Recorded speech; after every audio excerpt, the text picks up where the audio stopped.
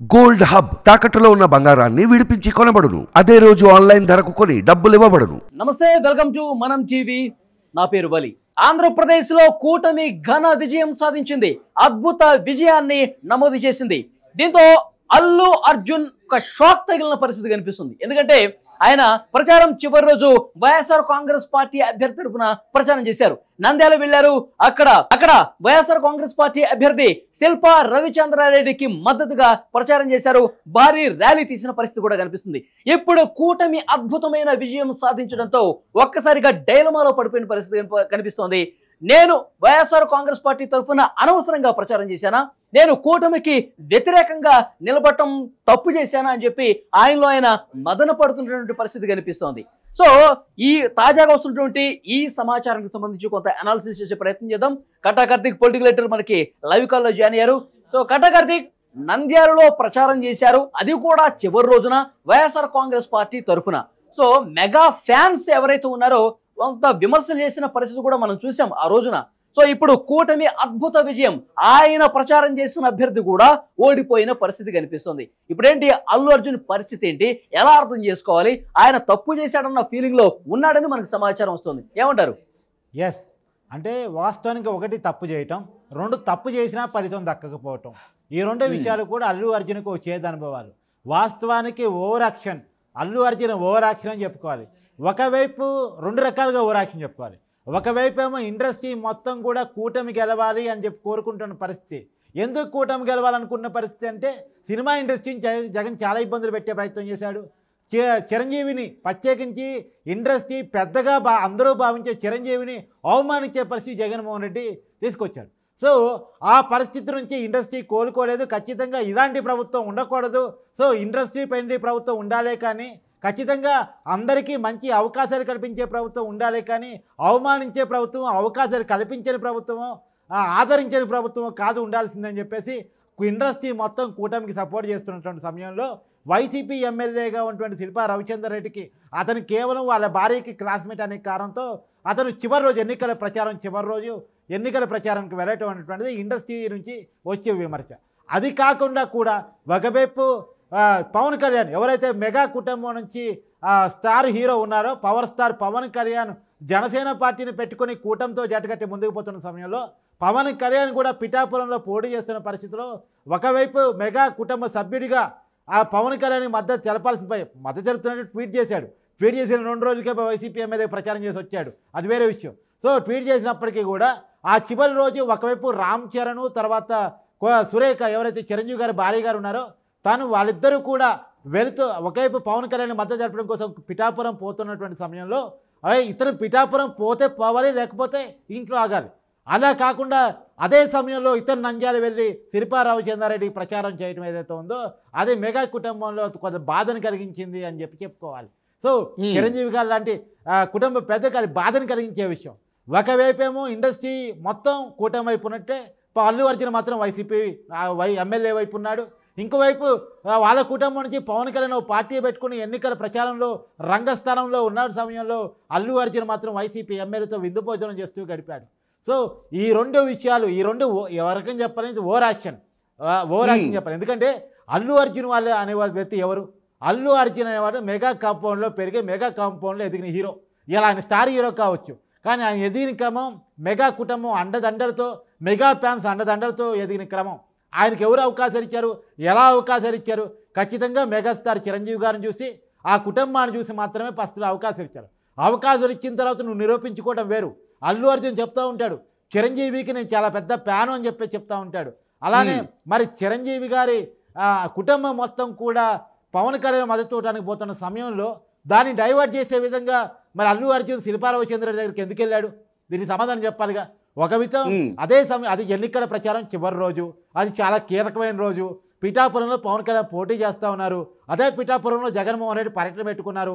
ఆ పర్యటన పెట్టుకున్న రోజే ఆ పర్యటన మించేలా ర్యాలీ ఉండాలని మెగా కుటుంబం మొత్తం. కార్తీక్, గతంలో కూడా అల్లు అర్జున్ మీద చాలా విమర్శలు వచ్చినటువంటి పరిస్థితి కనిపిస్తుంది. చాలా ఫంక్షన్స్ లో కొంచెం తేడాగా మాట్లాడటం కావచ్చు, సో మొన్న జరిగిన పరిణామం కావచ్చు. అయితే కొంతమంది ఫ్యాన్స్ అసలు మెగా ఫ్యామిలీ అంటే మెగాస్టార్ చిరంజీవి అండ ఉంది కాబట్టి హీరోగా చాలా మంది నిలదొక్కున్న పరిస్థితి ఉంది. సో ఆయన వేసిన బాటలోనే చాలా మంది నడుస్తున్న పరిస్థితి కనిపిస్తుంది అని చెప్పి అల్లు అర్జున్ ఉద్దేశించి ఒక మాట అన్నప్పుడు అల్లు అర్జున్ దీని మీద నొచ్చుకొని తనకు సన్నిహితంగా ఉన్న వ్యక్తుల దగ్గర నేను మెగా కుటుంబంతో నాకు సంబంధం లేదు, మెగా కుటుంబానికి సంబంధించి వాళ్ళు ఏదో భిక్షిస్తే నేను ఎదిగినట్టు కాదు, అంతకు ముందే ఎప్పుడో అల్లు రామలింగయ్య గారు వేసినటువంటి దారి ఇది, వీళ్ళతో సంబంధం లేకపోయినా ఎదిగినటువంటి ఫ్యామిలీ మాది, మధ్యలో వచ్చారు వీళ్ళందరూ అని సన్నిహితుల దగ్గర అన్నట్టుగా ఒక వార్త అయితే తెగ హల్చల్ చేసింది. ఆ మధ్యలో నిజంగా ఆయన అన్నాడా లేదా అన్న విషయానికి సంబంధించి పెద్ద ఎత్తున చర్చ కూడా జరిగింది. ఏమంటారు? అంటే వాపుని చూసి బల్బ్ అనుకుంటారు చూసారా, ఆ రకంలో ఉంటారు. సరే ఇలా ఎదిగాడు కాబట్టి ఒక స్టార్ హీరో అయ్యాడు కాబట్టి అనుకుంటున్నారు, కానీ అది ఎంతో కాలం నిలబడదు కూడా. అది వాళ్ళు వాస్తవానికి ఏంటంటే ఇప్పుడు జగన్మోహన్ రెడ్డి కూడా అదే అనుకున్నాడు, 151 సీట్లతో నేను బ్రహ్మాండంగా అధికారంలోకి వచ్చాను, నాకు తిరిగే రాదు, ఎవరు అవమానించినా నాకు కాదు పడాల్సిందే, నాకు కాదు 10 ఉండాల్సిందే అనుకున్నాడు. కానీ ఏమైంది, ఇలా సింగిల్ డిజిట్కి పరిమితమైన పరిస్థితి మనం చూస్తూ ఉన్నాం. కేవలం 11 సీట్లకు పరిమితమైన పరిస్థితి మనం చూస్తూ ఉన్నాం. అపోజిషన్ లీడర్ పరిస్థితి కూడా దొరకని పరిస్థితి మనం చూస్తూ ఉన్నాం. అంటే ఇక్కడ కీలకంగా అర్థం చేసుకోవాల్సింది ఏంటంటే మనం ఎంత ఒదిగుంటే అంత ఎదుగుతాం. ఇస్తా వచ్చినట్టు ప్రవర్తిస్తేనో, ఇస్తా వచ్చినట్టు మాట్లాడితేనో, ఇస్తా వచ్చినట్టు అంటే ఒక రకంగా మన బిహేవియర్ అనేది ఎప్పుడూ అదుపులో ఉండాలి. అలా అదుపులో లేకపోతే మన కెరీర్ ఎప్పుడూ గ్రోత్లో ఉండదు. అందుకనే పవన్ కళ్యాణ్ గారి సినిమా డైలాగ్ ఉండదు, ఎంత ఎదిగితే అంత ఒదిగున్నోడు ఎప్పటికైనా గొప్పోడు అవుతాడని చెప్పేసి.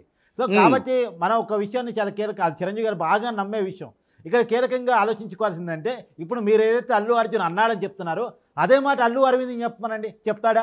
ఖచ్చితంగా చెప్పడు, ఖచ్చితంగా చెప్పలేడు కూడా. ఖచ్చితంగా ఆ కుటుంబంలో చిరంజీవి గారు అనేవారు మొత్తం ఆ కుటుంబానికే మాత్రమే కాదు, సినిమా ఇండస్ట్రీకి పెద్దన్న లాంటి వారు. అది ఇండస్ట్రీ మొత్తం చెప్పే మాట.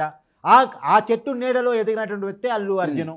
అంటే పైకి ఇప్పుడు నంద్యాలలో ఆ రోజు ప్రచారం చేసిన తర్వాత శిల్ప రవిచంద్ర రెడ్డితో ఆయనకు మద్దతుగా ప్రచారం చేసిన సందర్భంగా ఒక వ్యాఖ్య కూడా చేశారు.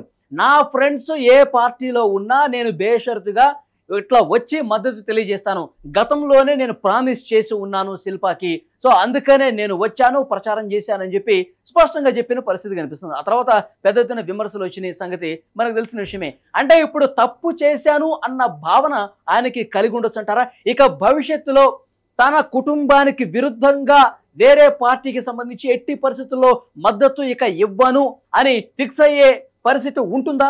ఇది ఒక గుణపాఠంగా తెలిసి వచ్చే అవకాశం ఉంటుందా?